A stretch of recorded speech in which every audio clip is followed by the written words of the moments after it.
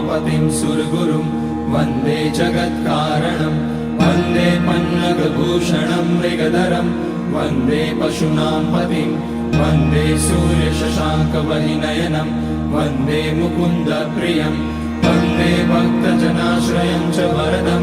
वन्दे शिवं शङ्करम् ॐ मृत्युञ्जयाय रुद्राय नीलकण्ठाय शम्भवे अमृतेशाय शर्वाय महादेवाय ते नमः। नमस्तेऽस्तु भगवन् विश्वेश्वराय महादेवाय त्र्यम्बकाय त्रिपुरान्तकाय त्रिकाग्निकालाय कालाग्निरुद्राय नीलकण्ठाय मृत्युञ्जयाय सर्वेश्वराय सदा